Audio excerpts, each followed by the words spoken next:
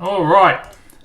I would like to welcome you to the land of Ilia's Fall, a land lost to time, hidden in the heart of the trackless sea. Its existence only broken centuries ago to the people of Faerun as a brand new world where one could start their life afresh and make names for themselves upon a promised land of rolling green hills and golden beaches. To the east, you find Rafe, a cold and unforgiving land of sleet and snow, hospitable to only but the hardiest of men and women. Great glaciers belie these hidden crevices, swallowing unwary travellers as they camp throughout the night. In Rafe's northmost reaches sits the sleeping city of Bruma in all of its glory, its ancient alien architecture seemingly all that remains of a precursor race to the Fall. In the east of the mainland lies the dry wastes, a burning sea of sand, dirt, and deadwood as far as the eyes can see. With little in the way of game and natural resources, one might be surprised to find life upon these sands. However, the allure of the commodity known as a blue spice has driven many to brave the wastes in search of fortune. To those who live in the wastes, a great carved stone obelisk, it's a massive thing, touching the sky acts as a beacon to guide them home to Mesa, which is more or less a violent war camp of a city, towering upon a plateau that sits above the sands. To the west, we find the beautiful plains of the Arcades steppe, which is rich land for kind of agriculture toiled upon by the common folk. The great city of Arcades lies upon its edge, housing great stone colleges and towers that dock airships bringing in trade from the mainland. Whilst in the low town, there's professors banter with rogues over cadavers and ill-gotten gains in an effort to establish themselves above their rival academics. To the north, beyond the Falls Road, lies danger at every corner for the regular folk. Swallow Marsh, which is basically a home to things that go bump in the night. The spires of Mount Taranaki, where one foul step could be your last. And the Elven Forest of Elfham, where the native people of the Fall make home. Going, lastly, to the freezing north, across a great impossibly large bridge tying it to the kind of mainland, lies the ancient fort city of Skarl, its stone walls impossibly warm despite the blistering cold, offering solace to any who would brave the dangers of the Fall's Road to make rest. The history of the Fall is one filled with great conflict, greed, and warfare, and yet today, the Fall enjoys a time of peace, with kind of tentative treaties struck amidst its numerous factions. And whilst this land has had, of course, its fair share of grandiose tales of heroes and champions, evil wizards in great conflict, the delving of dungeons and slaying of dragons, today we join a group of travellers on a quest not so glorious, yet potentially no less important to the survival of the Fall. We find ourselves perhaps a day's walk of northwest of Riverhead, which is a small village located on the outskirts of the Arcades forest, around a campfire as the night settles in. Sitting around the campfire, we find what looks to be an elderly human man alongside a teenage woman with pointed ears, I believe. Tyler and Pete, would you like to introduce your characters? Okie dokie. So my name is Aegean Azur. So Aegean is, you can see he's quite an elderly human man. Looks quite frail, but seems quite cheery and kind of smoking a pipe next to the fire and be talking to Swift. And Swift? Yeah, Swift is looks to be like a young female elf, about 17 or 18 years old. She's quite pale and she's got black and white streaks in her hair, as you can probably see from the pictures. She doesn't seem to. Fucking hell. She doesn't seem to be carrying like much in terms of weapons or anything like that. And she's wearing like a red and orange little poncho looking thing. And all up and down her, like her arms and her legs, there's like black tattoos or lines, like tribal-y patterns and whatnot. Awesome. Atlas, next. Was cloaked in very dark clothing. No armor whatsoever. You simply see just black, almost like a black canvas long shirt with a little bit of leather greaves, but nothing armory. Bright blue eyes, scraggly beard, looking, I suppose, 40, 45, older, potentially. And you would know if you've been around long enough. He sort of like mutters to himself occasionally, just and no language that I'm assuming that anyone can understand. Awesome. So what are you gonna get? So what are you gonna get? Yeah. And lastly, Gabriel, David. Yeah. So before you was a panther-like tabaxi, clad in kind of like hunter's gear, the chain mail or scale mail, slinging a massive crossbow across his back. Looks kind of intimidating, but he's actually quite friendly and would help anyone in need. And he's just kind of making shapes with the fire, kind of playing with it. Nice, yes. I'll move him a little bit closer. Okay, well, the first thing that needs to happen, I think, Swift, how are you feeling? You hungry? Yeah, I'm hungry. Kind of tired. Okay. Wait, what time is it?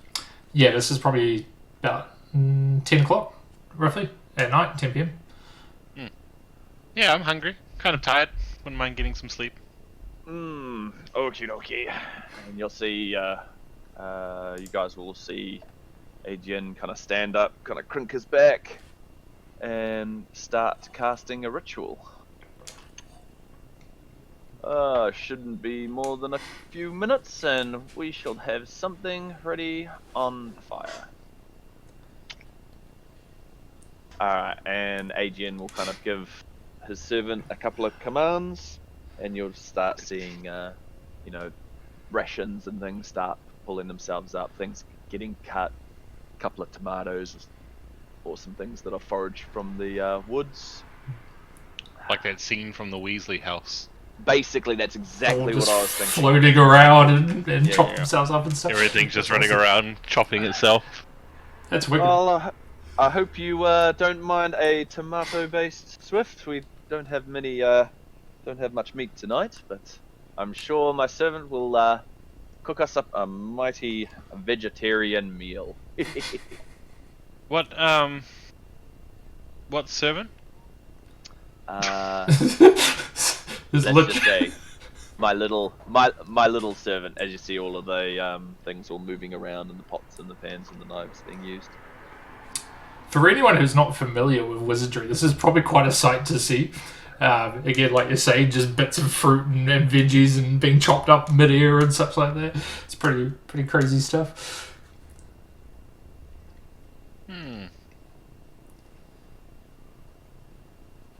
Yep.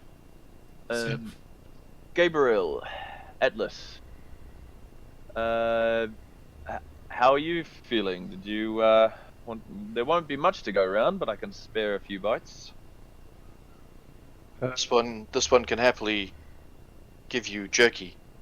Ooh, jerky! And then I'm gonna wave my hand, and my you'll basically see like a little plate hover over to you. Wait, I'll just take away the jerky from one of my rations. It's not a lot. Not a lot. It's a humble meal. But I thank you. Anything that gives a little bit of extra protein. Agreed, and I thank you for feeding me. I'm not one to cook. It's dried rations and dried meat. They're my usual sustenance. But I thank you for the effort. No problem. How about you, Gabriel? I know you're probably a hungry cat, but sure I can spare a little morsel for you. I'm fine. I don't live off much.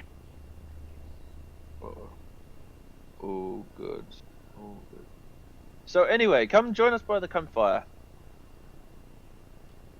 What did you just say? Come join us by the campfire. Pretty sure. Okay, for some reason I thought I heard something completely different. Oh, yeah. Come join us by the campfire. Stay warm.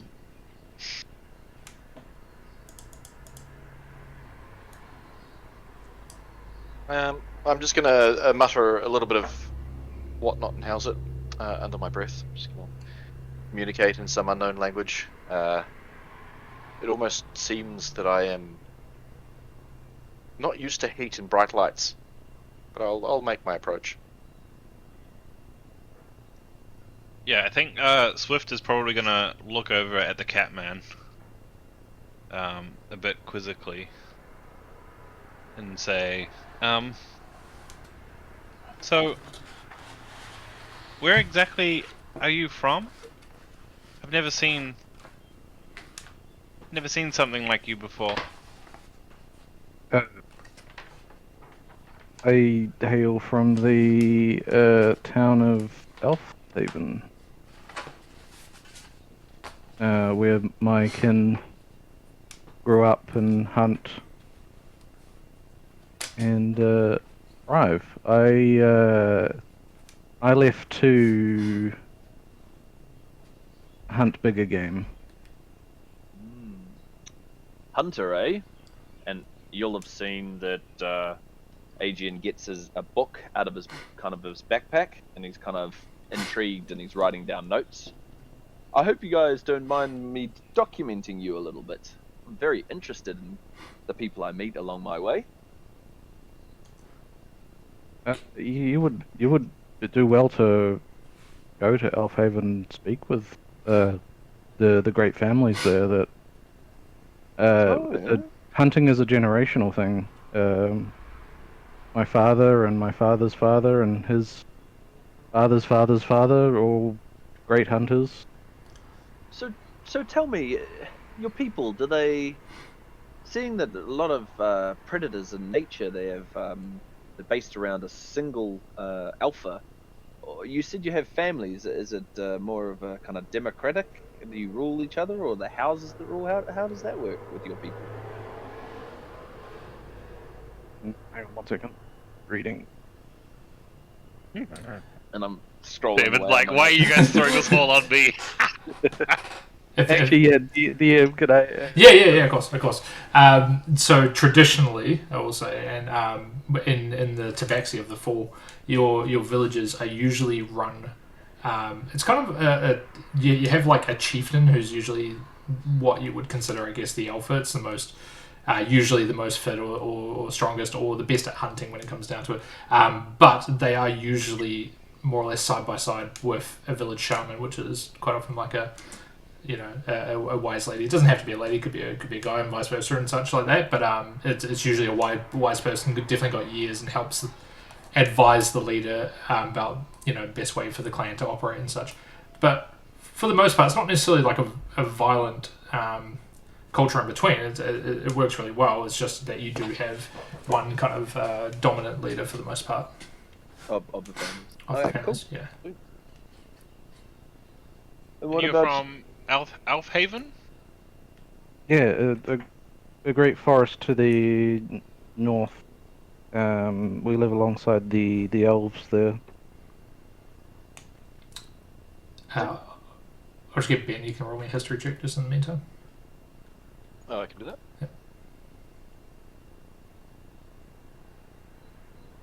Didn't you say you were from Haven there, Swift? Or is that Yeah, a I'm different...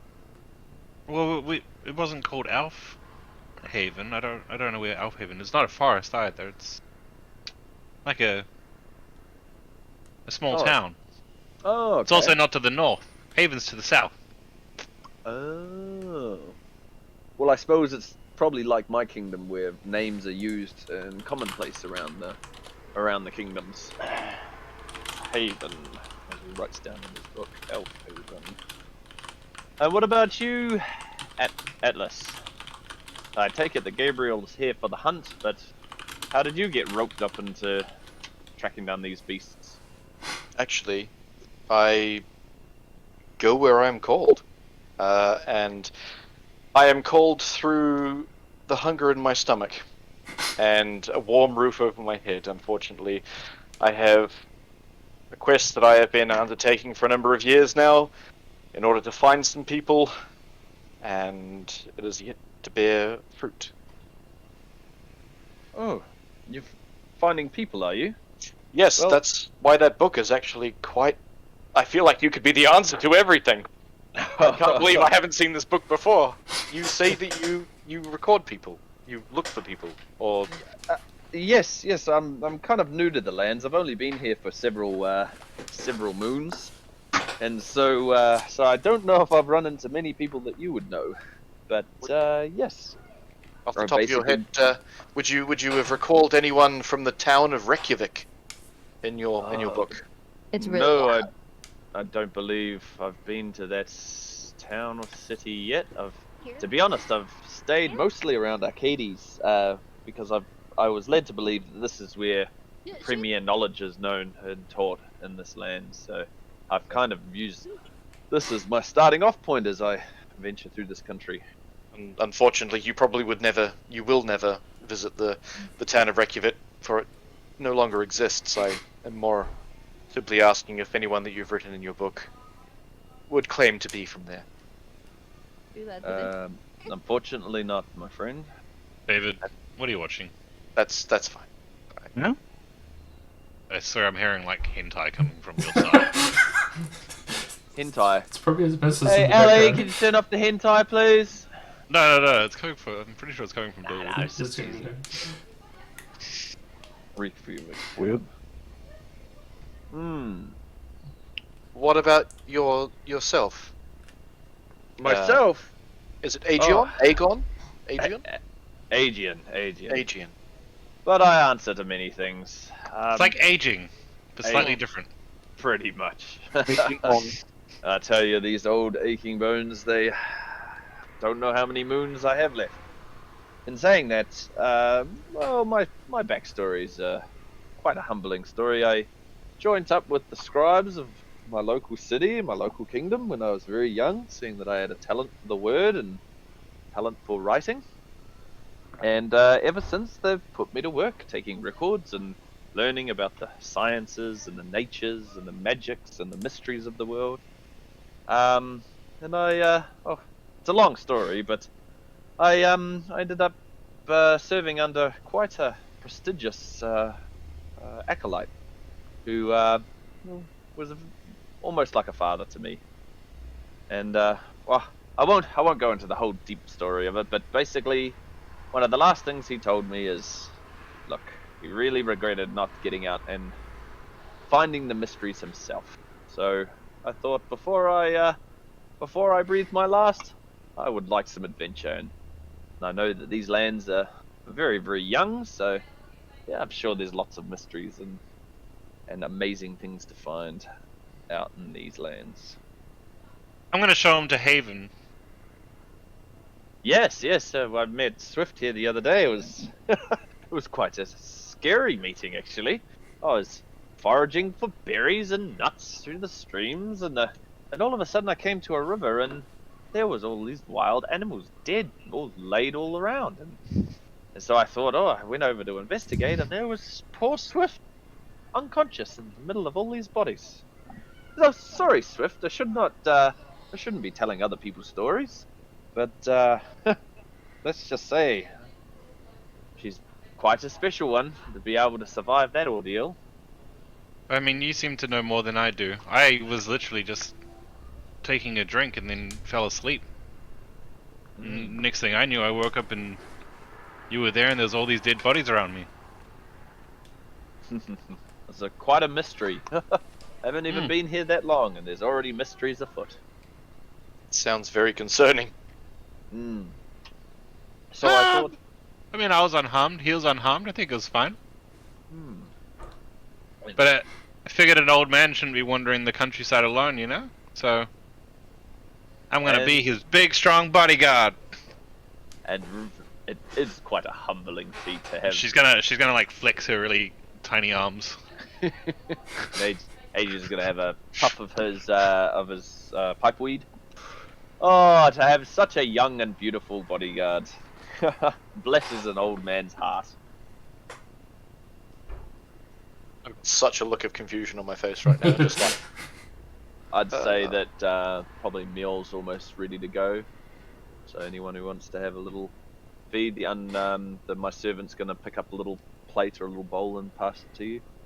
You might get the impression that this old man is grooming this poor young girl. Yeah, Oh, that's no. what I was confused about. I was like, what's happening right now? No. Just a humble scribe. Just a humble. What you can see though, if you were kind of looking, is obviously you can kind of gain from Adrian's story that he's basically been a scribe slash kind of monkish person his whole life. So he's probably never had a romance or any children or anything. So she could be maybe fulfilling a kind of need for a daughterly figure in Like his a life. grandfatherly figure. A child romance partner. No. Probably not a romance. I don't think he's interested in romance. So more It's like of a like a grandfatherly figure. yeah, that kind of, you know how old people kind of get kind of nostalgic for youth and possibilities and that sort of shit. Thank you for this wonderful meal. It tastes delicious. Shink, shink, shink. All these little plates and such appear with tomatoes or tomato puree almost made up with, I think, bacon you mentioned before out of your rations, kind of nice and sizzling in there. Jerky. That's what it was, sorry. Jerky then. Yeah.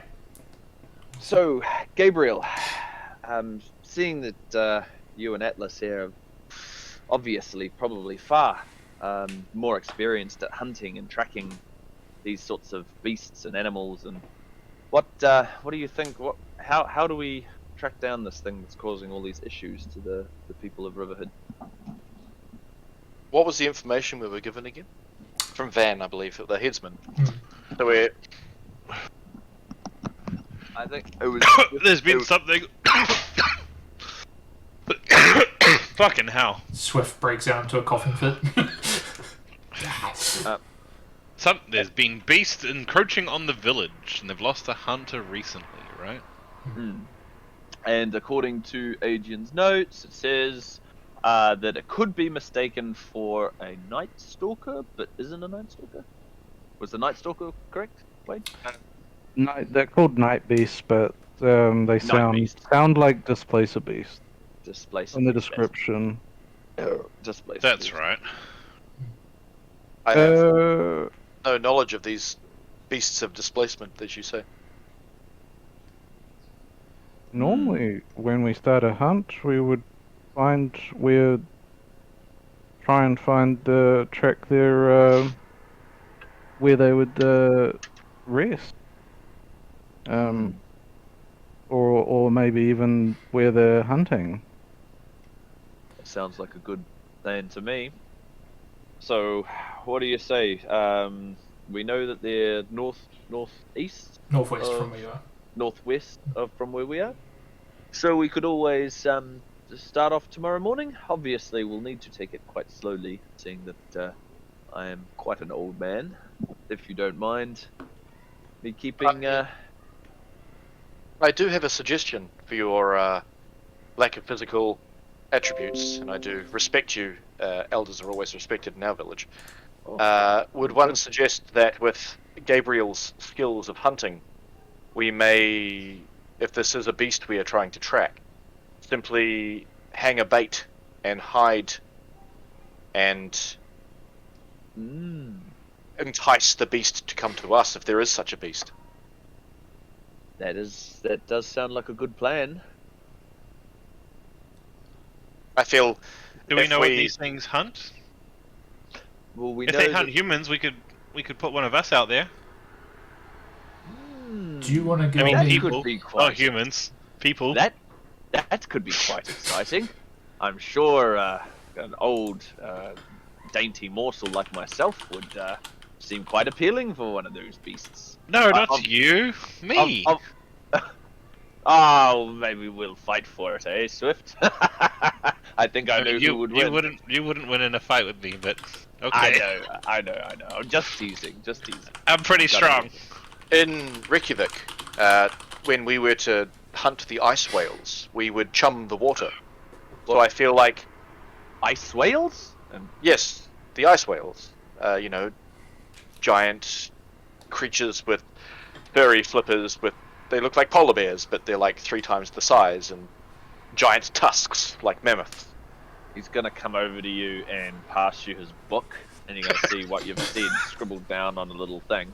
would you mind just it doesn't have to be perfect, but just quite like a brief just drawing of what they look like and the size to a man? In the meantime, Gabrielle, can you just roll me a nature check? Mm-hmm. 15. Displace the beast may or may not be the same thing. Displace the beast are definitely carnivores. As you know, they're not. They're usually quite big, and they hunt all sorts of not just game. Sometimes there's other predators and such in the area.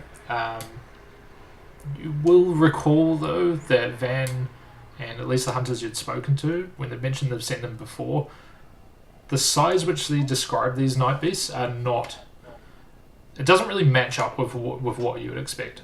It's not, they're not talking about something that's the size of like a mountain lion or something like that. They sound almost the size of like a regular dog or like a small panther or something along those kind of lines. So maybe slightly different in terms of what's the word? Not ecology. Slightly different than the usual process, but you can probably assume that they are carnivores and that they probably will hunt kind of medium game. And then Adrian will go sit back down after getting his drawing. Amazing, simply amazing. Send you a picture.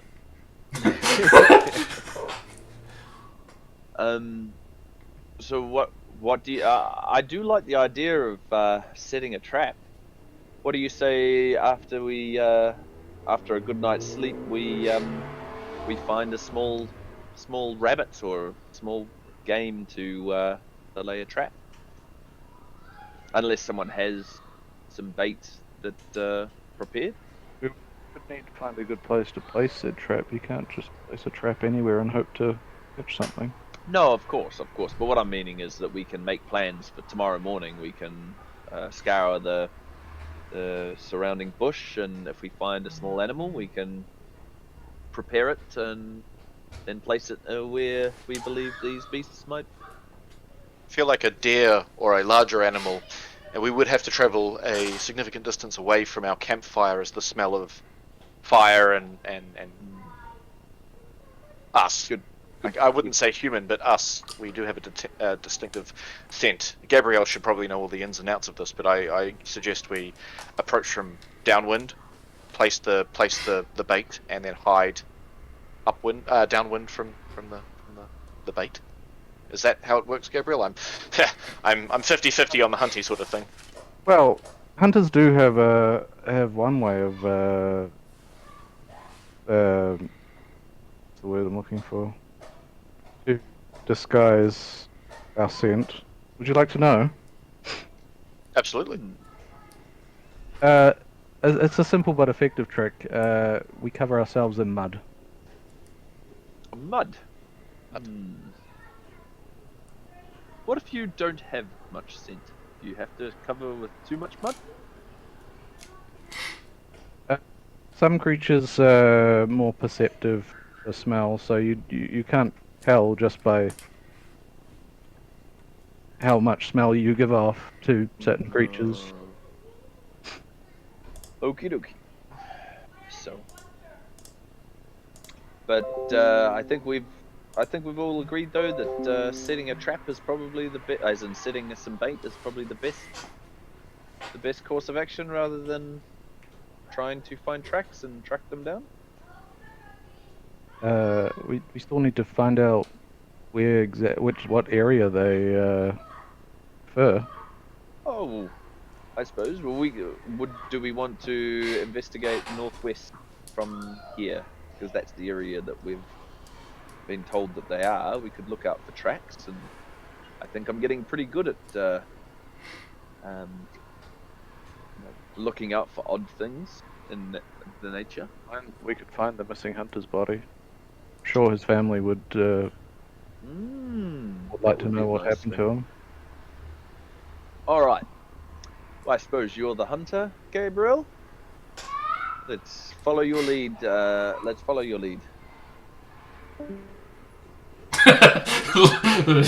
just yeets out of there. Gabrielle is gone. It's like, I'm out. Goodbye. Refuse to leave. How we? What sort of time are we doing? Yeah, I mean, 10 minutes for your thing is probably closing into that kind of like 10:30, 11 o'clock kind of thing. Usual, I guess, time to like clock off. But As thanks for the meal that you've cooked me, I will happily take the first watch. Whilst you gather your rest and energy for the new day coming. Good. Actually, An old can I man needs his beauty give sleep. Give the area a listen out before we go to sleep. So yeah, as in just having like a general kind of looks around and such like that. listen for like what if there's any animals. Yep. I guess if any strange noises nearby. At the moment, I wouldn't say there's any strange noises. You guys, in terms of like hunting grounds, you're probably on like the very edge of where the hunters would usually go looking for game. It's still kind of the edge of the forest. You're currently moving into, I guess, like the thick of it. You can hear like small birds and such like that. Like there's the usual kind of sounds of nature out there, crickets and everything. Be safe to go to sleep here then. Probably safe to go to sleep. You mentioned Atlas is probably going to take first watch and stuff to make sure everything's safe anyway. So you're good to do so. I'm sure you young, sprightly gentlemen can keep me safe all night. An old man needs his rest. And I'm going to do a hand signal to wave to my unseen servant to basically clear up all the dishes and basically pack everything back in the bag. And then bring the bag back into the tent with me. Awesome. Yeah, then I'm going to follow him into the tent. I will just say, wait, just before Aegon goes to sleep, I'm just going to put my hand on his shoulder and say thank you again for the meal. I appreciate that. No problem, no problem. We all need to eat.